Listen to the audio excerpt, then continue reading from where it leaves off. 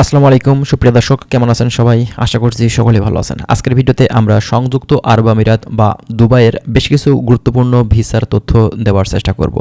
বাংলাদেশ থেকে দীর্ঘদিন ধরে আমরা কিন্তু লেবার ভিসাতে যাওয়ার জন্য এই দেশটিতে মুখিয়ে আছি। কবে নাগাদ এই দুবাইয়ের লেবার ভিসা খুলে দিবে? আমরা আজকে সেসব বিষয়গুলো নিয়ে কথা বলব। বর্তমানে এখন আপনার সাধারণ লেবার ক্যাটাগরি ভিসা হচ্ছে কিনা এবং বর্তমানে আপনারা কিভাবে ঢুকতে পারবেন, এইসব বিষয়গুলো নিয়ে আজকে আমরা কথা বলতে চাচ্ছি। অবশ্যই যারা দুবাই সংক্রান্ত তথ্যগুলো প্রতিনিয়ত পেতে চান, চ্যানেলটি সাবস্ক্রাইব করে রাখবেন। আমরা নেক্সট টাইমে চেষ্টা করব দুবাইয়ের বিভিন্ন ধরনের তথ্যগুলো স্টেপ বাই স্টেপ ধাপে ধাপে আপনাদেরকে দেওয়ার। চলুন তাহলে কথা না বাড়িয়ে আমাদের যে মূল ভিডিও আছে আমরা সেটা স্টার্ট করি। ফার্স্ট অফ অল আপনাদেরকে বলি যে দেখেন, দুবাই বা সংযুক্ত আরব আমিরাত এই দেশটিতে কিন্তু আমাদের বাংলাদেশ থেকে প্রচুর বাঙালি ভাই দীর্ঘদিন ধরে বসে আছে। এই দেশটিতে যাবেন, অপেক্ষা করতে করতে হয়তো অনেকেরই অপেক্ষার বাঁধ ভেঙে গেছে, কিন্তু এখন পর্যন্ত এই সাধারণ লেবার ক্যাটাগরির ভিসাটা পায়নি। অনেকেই ট্যুরিস্ট ভিসা খুঁজছে।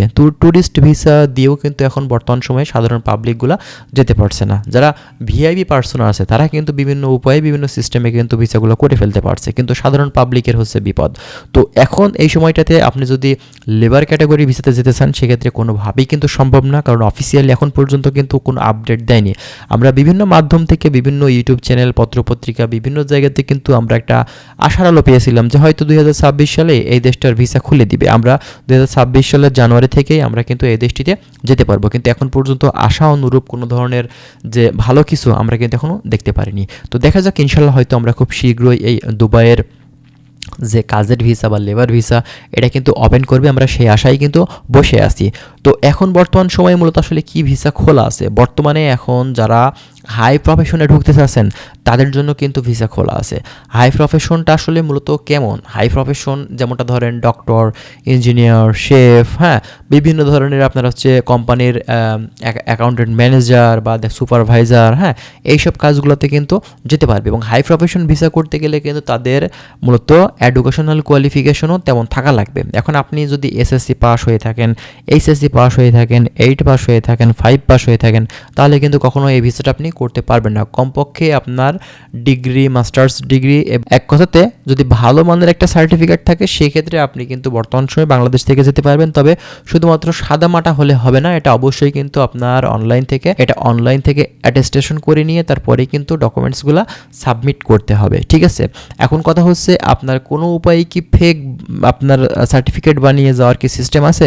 আমরা অনেকে কিন্তু বিভিন্ন দেশে যাই, অনেক সময় আপনার সার্টিফিকেট দেখা যায় যে দরকার পড়ে বিধায় আমরা বিভিন্ন জায়গা থেকে সার্টিফিকেট তৈরি করে নিই। তো আদৌ কি আসলে এইভাবে সার্টিফিকেট তৈরি করে নিয়ে আপনার হচ্ছে হাই প্রফেশনে যাওয়া সম্ভব?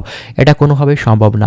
আপনি কোনো ফেক ডকুমেন্টস দিয়ে দুবাইতে ঢুকতে পারবেন না। দুবাই এমন একটি কান্ট্রি, এখানে কোনো ধরনের আপনার 2 নম্বরই করার কোনো সুযোগ নেই, ঠিক আছে? আপনি ভিসা করবেন, অবশ্যই অথেন্টিক অরিজিনাল ডকুমেন্টস আপনার প্রয়োজন হবে, তাহলেই কিন্তু আপনার ভিসা হবে। তা না হলে কিন্তু কোনোভাবে আপনার ভিসাটা হবে না। তার মানে হচ্ছে, আপনি যদি যেতে চান সেক্ষেত্রে আপনার অরিজিনাল সার্টিফিকেট হতে হবে। আর আপনি যদি সাধারণ লেবার ক্যাটাগরিতে যেতে চান, সেক্ষেত্রে আপনাদেরকে অবশ্যই অপেক্ষা করতে হবে।